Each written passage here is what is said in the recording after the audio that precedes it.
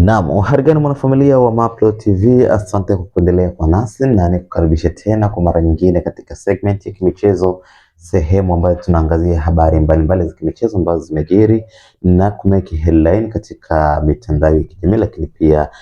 katika vyombo mbalimbali vya habari. Nikukaribisha katika wasaa huu kabisa kuangazia kipi kimejiri katika upande wa michezo, na leo hii bwana, tuko na hili ambalo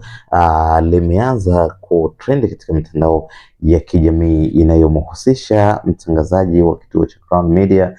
Jemedari Saidi kuhusishwa na kuchukua nafasi ya aliyekuwa CEO wa bodi ya ligi kwa maana TPBL, ndugu Almasi Kasongo, ambaye siku ya juzi kulitoka barua rasmi ambayo ilisema kwamba Almasi Kasongo ameweza kujiuzuru nafasi hiyo ya kuwa CEO wa bodi ya ligi. Sasa baada ya kujiuzuru, TFF haikutoa tamko rasmi ya nani ambaye anakwenda kuziba nafasi hiyo ambayo kwa sasa ipo wazi. Sasa nimeona katika mitandao mingi sana ya kijamii ikielezea kwamba kuna taarifa ambazo zinazagaa, taarifa ambazo hazikuwa rasmi bado, ambazo zinasema kwamba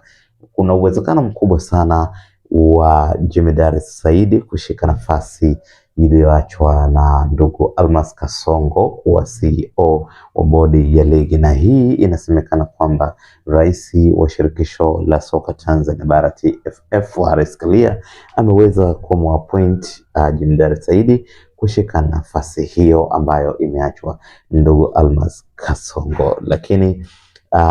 kama nilivyokueleza hapo awali kwamba taarifa hii bado si rasmi sana, lakini ni tetesi ambazo zimekuwa sasa zikishika nafasi kubwa sana katika mitandao ya kijamii, na ukipita katika peji mbalimbali za kimichezo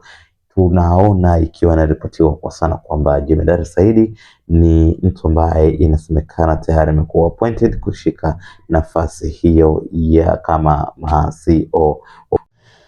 Sasa nimeona nikuletee taarifa hii ili na wewe uweze kutupa maoni yako. Kama Jemedari Saidi atakuwa appointed kwa ili kushika nafasi hiyo kama CEO wa ligi ya Tanzania bara, unahisi upande wa timu ya Young Africans watafikiana na appointment hiyo? Kwa sababu tumeona miongoni mwa wachambuzi ambao wamekuwa wakitetea sana Simba Sports Club na kuishambulia Young Africans ni mojawapo ni Jemedari Saidi. Sasa je, akiwa kama CEO katika bodi ya ligi, unahisi upande wa klabu ya soka ya Yanga watakuwa wameridhia ama pengine hawatakubaliana na maamuzi?